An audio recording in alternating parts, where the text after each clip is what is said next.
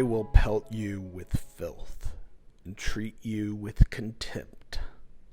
I will make a spectacle of you. Jordan Peele shamelessly opens with this scripture in his newest movie, Nope. I've had some time to sit with this film, which in essence is Jordan Peele's take on a modern creature feature. This review will be non-spoilers, so don't worry, I'm not going to say anything that will potentially ruin your viewing experience. But I will say, this movie isn't exactly to be taken with surface-level thinking. In order to fully understand this film, it's important to have the context of Jordan Peele's previous two films, Get Out and Us. Peele is a master of elevated horror, blending in social commentary with a level of terror that's nuanced yet controlled. Each of his themes have a clear and conscientious message to its audience, with Get Out exploring racial issues and Us exploring class issues. Now, what separates Nope from those films is that it explores a myriad of varying themes and puts them together in such a meticulous way where you think this movie has one clear perspective, but look at it deeper and you'll discover it's not as on the nose as you may think. Despite opening with literal Bible scripture, there's much more to this film than meets the eye. Funny I say I, because this is a film that's essentially about observation and the way we as a society is consumed by spectacle. But there's much more to it than that.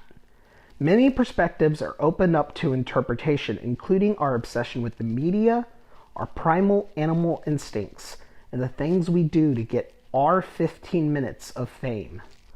Without spoiling, this movie is about the first black-owned horse wranglers in Hollywood and the events that transpire in the night. I don't want to spoil too much, but if you've seen the trailer at all, you know exactly what you're in for in this movie.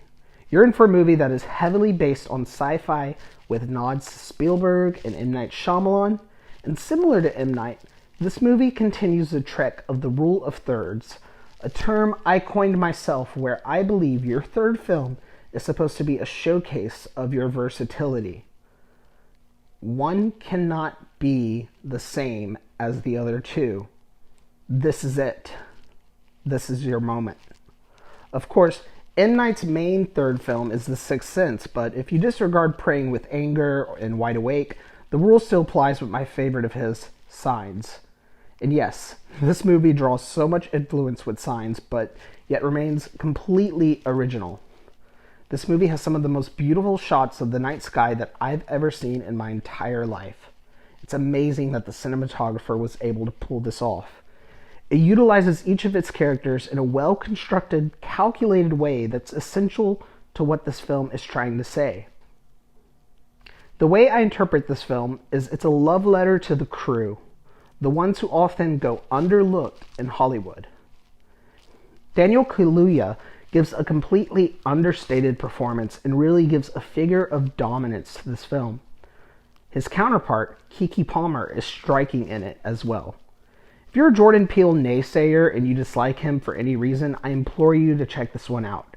It's unlike any other film he's made, and if you're into interconnecting themes under the umbrella of a genre-focused film, much like Ari Aster's Hereditary was under the guise of supernatural horror, I highly recommend this.